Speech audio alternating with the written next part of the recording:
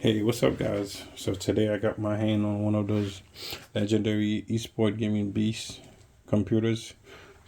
The reason I call it that is because it's an HP Phoenix, which came out back in 2014. I would say probably September 2014, because I remember the exact date because I was looking to buy one, but the funds wouldn't let me do it. So I was browsing on Mercari.com, and then I went across the ad, and then the seller says HP Phoenix, no hard drive, no cords. Great details, right? So, so what I did, but the good thing, he posted the pictures of the serial number. So which one of the first thing that I did, I went on hpsupport.com. So enter the serial number, which is tell me that this is a 97 4771. So I was like, oh, okay, that's great. So I don't want an i5 anyway. So PC originally came with a GTX 745, the 4 gig variant. But the thing is that I give it to my nephew. It's a low profile one because he needed a graphics card to play Roblox and Minecraft. So he's very happy with it. So the CPU is i7 4771, 4 cores, 8 threads, still pretty good processor to today. And then also this is a 500 watt power supply, and also this is 16 gigs DDR3, 1600 megahertz. Still, like, decent, which is one of the downside of this computer because it's stuck on DDR3. And then let's say if this was DDR4, that would have been so amazing. I'm pretty sure the CPU would have run way better with that speed. But they do have DDR3 2400 megahertz or 2133. The thing is that this motherboard will not support it. It only supports 1600 megahertz. So even though I put 2133 in there or 1833 megahertz in there, it's not gonna go at that speed, which is pretty sad. So I was thinking about maybe trying to find an Asus motherboard, because the Asus, I know they support the overclocking and also they started tweaking the speed. So I'll see. Unless I can find a cheap one, I would say, then I'll do it. So also this one comes with the micro HX form factor, which is pretty good. Regular CPU cooler, 92 millimeter. Probably gonna get loud. That's the only thing. Planning to be swapping the case, but I hope I'm not getting those security like CPU fail or something else keep popping up every time like you start the computer, because I know Dell and HP, that's what they do because they don't want people to use their parts in any other cases. Or so this PC will still give you very decent performance on games especially esports like Fortnite, Call of Duty, I would say Apex Legend, Valorant is so easy. It's a very easy to run game, just like Overwatch. The games that will give you the most trouble, I would say that it's Starfield.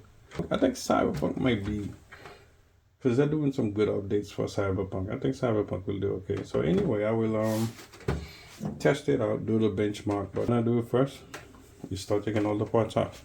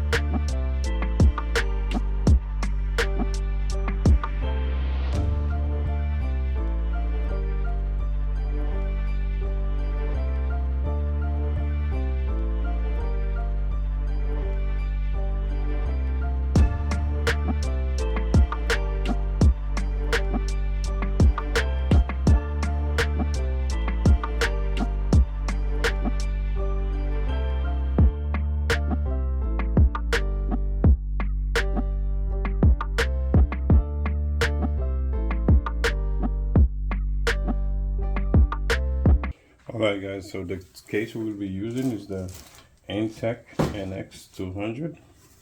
It's a micro ATX form factor, and I've used this case many times. I probably bought over like 10 to 12 already. I really like it due to the mesh front, and then the side panel if you just open and close. It doesn't require the 4 screws, which is I find pretty annoying.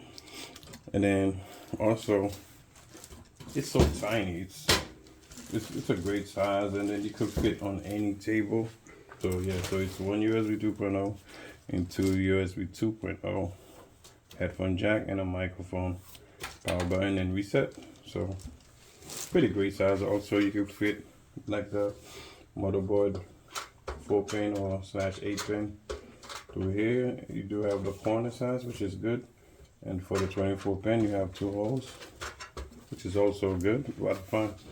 And I already installed those fans. I had those fans since June 22nd. They don't make them anymore. I can never find any of them anymore. So it's the Ago, I don't know if I'm saying it right, Ago AR12 2-in-1 ARGB fan. I really like them. They has great color, great RGB, great lighting, and also it comes with a remote and a ARGB fan hub controller.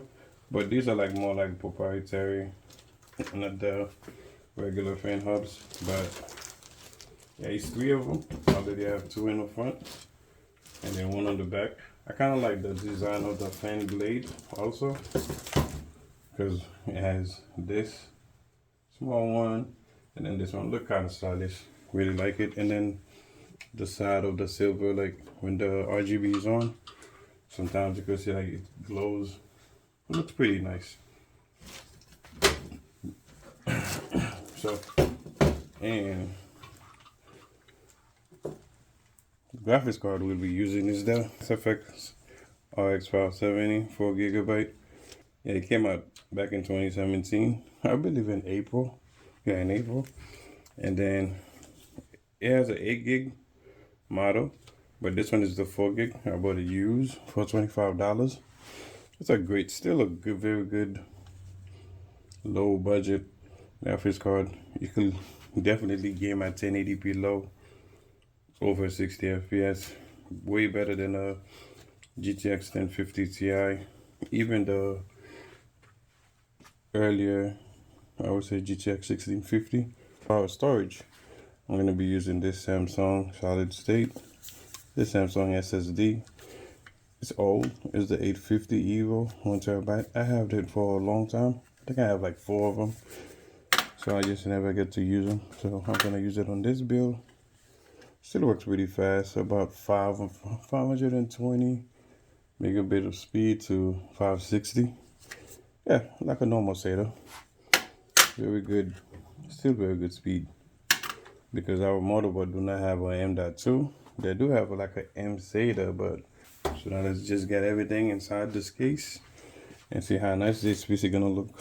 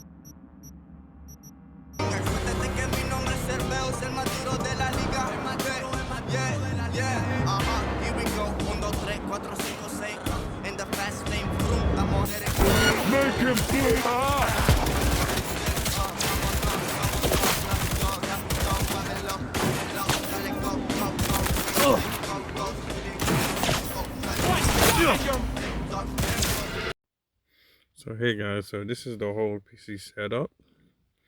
So I could have go above and beyond just to make it look even better, but I think it still looks pretty good. So that's why I'm just keeping it like that. And then this whole setup is literally under $300. So which is great. So one problem I did encounter was every time I boot the PC, it's a black screen at first. So I have to hit Control or Delete every time just to reset the PC. Then it just boot up automatically. Every single, well, not every time. If I restart it, it's just gonna restart normal. But let's say if I do, let's say I turn off the PC, come back the next day, as when I turn it on, it does the same thing, black screen, and I have to hit Control and Delete just to restart it, and I do get the picture afterward. So it performs well with no problem, because you can see that the GPU, CPU, everything is being used normally without any problem. The GPU temperature is great. The CPU temperature is okay, and then the load on the CPU. Well, Fortnite is. I don't think Fortnite will get the CPU to reach the usage to get up to like 89, 90, or 100. I think maybe a game like COD will do it, or Cyberpunk, or some other games. There's like more graphics.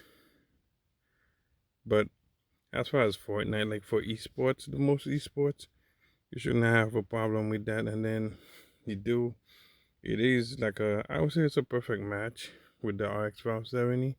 But if I could get my hand on a RX 580 for like under $60, I will purchase it, and then I will use it into the PC instead. But and overall, I like the way it looks, and I love this case also. The keyboard and mouse, it's Alpha Gaming, pretty cheap, and they're very light. And then I'm not a big fan of them. I did get the bundle, like the headset, the keyboard, the mouse at BJ's for like $20, which is great. And but as far as like, you know, well, it does the job, I would say. But playing with the mouse, I like mouses that's like heavy. But the mouse is very light. The keyboard is very light also. So, but if you're on a budget, it's okay. It's okay, I would say. But if you have the funds, I would say at least try to purchase like a $40 keyboard by itself and a $40 mouse instead of this. Because Alpha Gaming used to make better looking mouse, better everything before the pandemic, but seems like just went the cheapest route they can. But as for the fans, it looks phenomenal. I love those fans. I don't know why. And then so many colors you can customize the fan, which looks amazing. But then overall, I think it's a great setup, and I really like it. All right. So thanks, guys. Catch you guys another time.